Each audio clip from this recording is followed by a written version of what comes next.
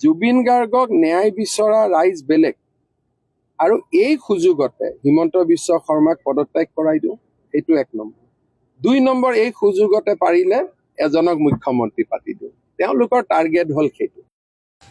Hello' Hemanta Biswa Sarma ডাঙৰীয়া, এটা কাম কৰ, ৰাইজৰ গালি খাবৰ দৰকাৰ নাই, কথা শুনিবৰ দৰকাৰ নাই।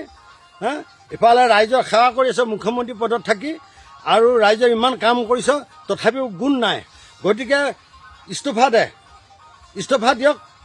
কেনেকৈ অসমখন চলাই ইহঁতক চাই লওঁ। ইহঁতে কি ভাবিছে, সিহঁতে মুখ্যমন্ত্ৰী হ'লে তাৰমানে অসমখন ভালদৰে চলাব? কোনেও চলাব নোৱাৰে তোমাৰ নিচিনা। গতিকে তুমি মুখ্যমন্ত্ৰী পদটো বাদ দিয়া, চাই লওঁ, আমি খেতি কৰি খাম। না পইচা আছে, না কিবা লাভ আছে, না কিবা ইনকাম আছে, একো নাই নহয়। আৰু তাতো আকৌ ৰাইজৰ কথা শুনিব লাগে।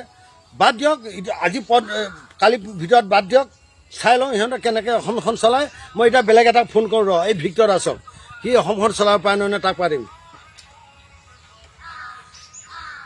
Hello' Victor Das. হেল্ল'।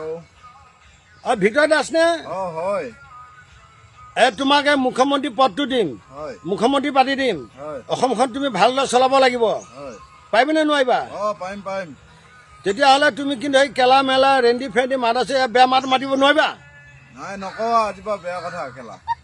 নকওঁ কেলা।